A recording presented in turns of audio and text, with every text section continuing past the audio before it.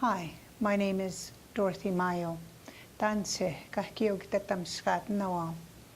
I am an instructor for Admin 228, and we recently did some videos and interviews with former leadership concerning the constitutional discussions leading up to the patriation of the Canadian Constitution in 1982.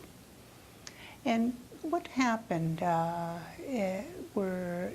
during this time? A lot happened, of course.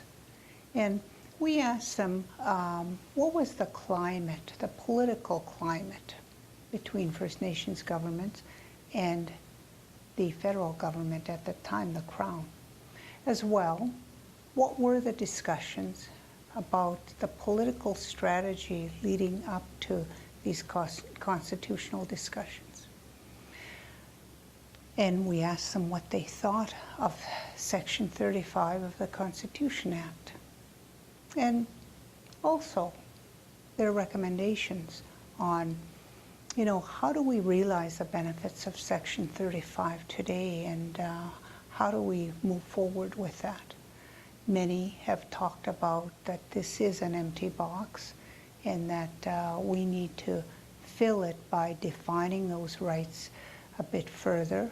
But there's also the other view that our elders said that that box is full and we've just got to put action into making sure we fulfill what those rights are.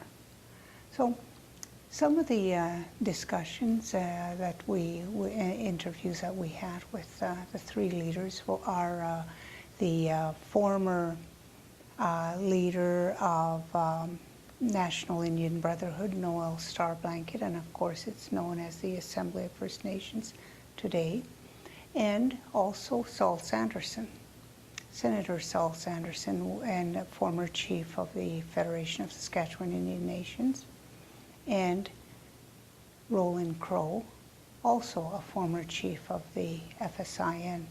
So we were really fortunate to be able to talk with them and for them to share their knowledge. And please watch them and think about these questions that they're speaking to, and think about them in terms of, what really happened, what was the backroom discussions that were involved in bringing home this Constitution, as there was an extensive lobby by our First Nations leadership before the Constitution was brought home.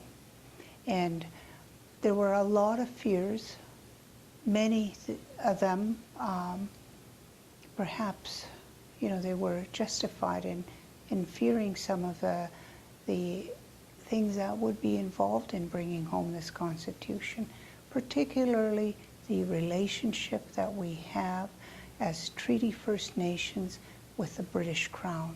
That was one of the fears. Would that change? The other one is, of course, the Canada being able to recognize and acknowledge the treaty obligations that were negotiated over 150 years ago. That was another fear. So, and with the current definition, the current wording of the Constitution Act, Section 35(1) to 4, we want to really take a look at that and see how this has been realized and what really has happened for when we look back 30 years since the Constitution has been brought home. So read the readings that have been assigned, as well as look at these videos and put on that hat, the critical hat, and analyze these and learn from them.